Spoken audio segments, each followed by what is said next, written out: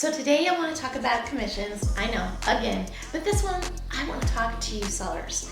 And I know that everybody has read a lot of things, heard a lot of things, and the word on the street is don't pay the buyer's agent. You don't need to pay the buyer's agent. Why would you pay the buyer's agent?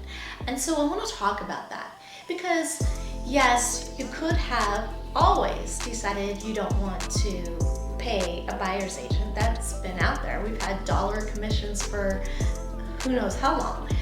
But then the buyer had to pay for the commission. And so those deals were almost always going to be a cash deal, and perhaps a lot of these cash deals, maybe the seller didn't always get as much as they could have had they gone the more traditional route and assisted the buyer's agent and then maybe open that pool to, people that needed loans and things like that. So the other thing is that you are going to want to get the biggest possible pool of buyers. So if you have already decided that you are no longer going to assist a buyer's agent, which again, always your option, then there's going to be some people that cannot afford to buy your home. Or maybe there's going to be people that do maybe not want to buy your home because there's other homes where they are going to be able to get assistance and for comparable prices.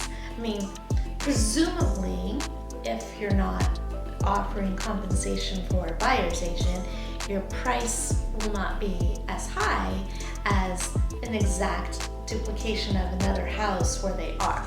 Now, whether that really happens or not, time will only tell. We don't really know how that's all shaking out. But for the most part, we are still seeing sellers offering commissions to pay the buyer's agent. And this is for the main goal to get the home sold.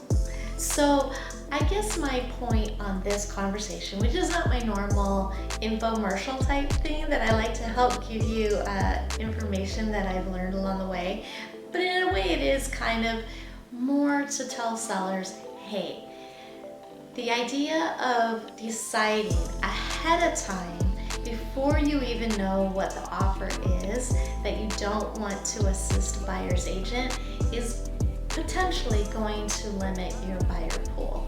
And I'd hate to see you do that when you haven't seen the whole offer and maybe it's not such a bad deal. So I hope this helps. And if you've got any questions or if anytime you just want to talk about those kind of things, just let me know. I'd be glad to do so. And oh yeah, don't forget to subscribe.